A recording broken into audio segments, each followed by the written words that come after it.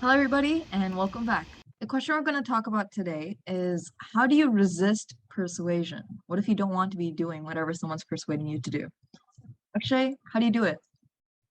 Okay, this is like the most natural thing to do. Okay, so let's say you're watching Hulu or Netflix, whatever, and you see ads, and you don't go there and buy it right away, right? So this is like natural to you. You're just like a born person who's like reluctant to changes, persuasion. It's just something you're born to do, right? And so anytime like when let's say somebody says, "Hey, let's go to this country," you don't like just say yes. You're like, okay, wait, there's like visa, there's all these process. So it's so much easy to resist persuasion.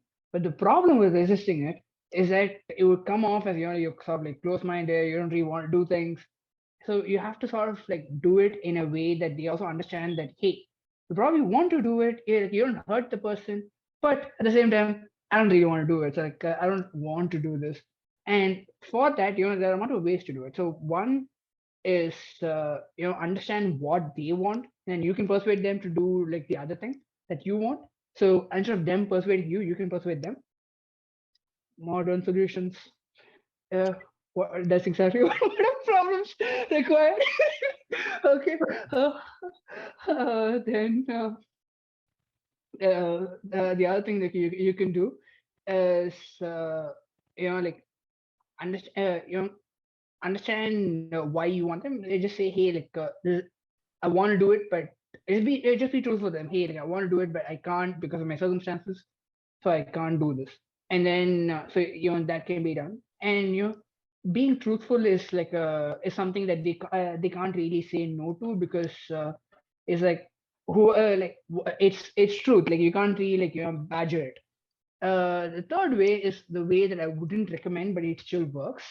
It's just like go bye and like those sort of things, like just like not listen to them, like it's like excuse you, and like those sort of things, which I mean, like if you do it in a funny way, it might work. It's just like like use enough memes, emojis, or move your hands a lot, and I was like wow, and like be expressive, and maybe it might work.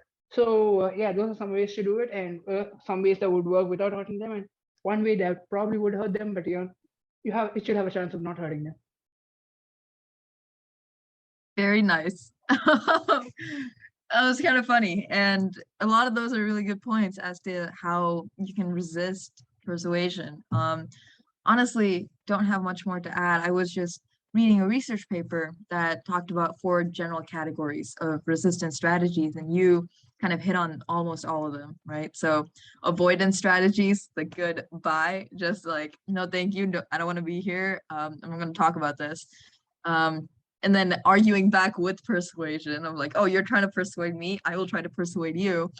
And that's a contesting strategy in a way to try and challenge what they're trying to tell you in any different ways that help you create counter arguments to what they're sharing. It's generally triggered when you hear that someone's trying to persuade you. If any of it comes through, you try to argue back, and that's contesting. Empowerment strategies are asserting your own views of this is why I don't want to drink, or I don't want to eat pineapple on pizza. This is why I'm saying this and I don't mean it. Okay, I enjoy pineapple on pizza.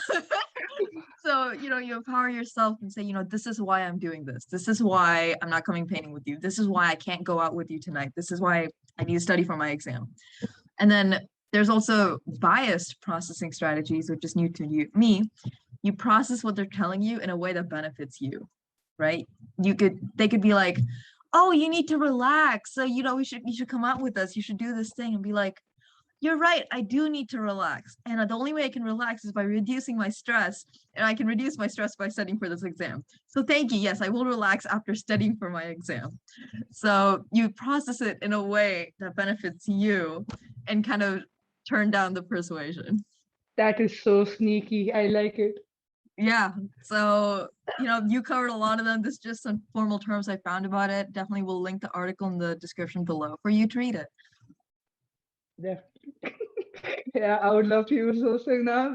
I'm just thinking I'm gonna like say no to a lot of people now. Yeah, but you know, sometimes people are resistant to things that you genuinely think will benefit them. You're trying to persuade them to make a change that's beneficial for them. So, you know, how do you get past, you know, all of these great strategies that we just gave them? And how do you still try to convince someone? I need time to answer this question. Let's do this tomorrow. Okay, alrighty. I'll see you then, actually. See you. Oh, you're still here? Well, thanks for getting to the end of the video. Hey, while you're still here, make sure to like, comment, subscribe, and hit the notification bell to get new updates when we post videos. Also, make sure to check out these equally exciting videos as well. Have you pressed it yet? Come on, you have 5 seconds left. 3, 2, press it now!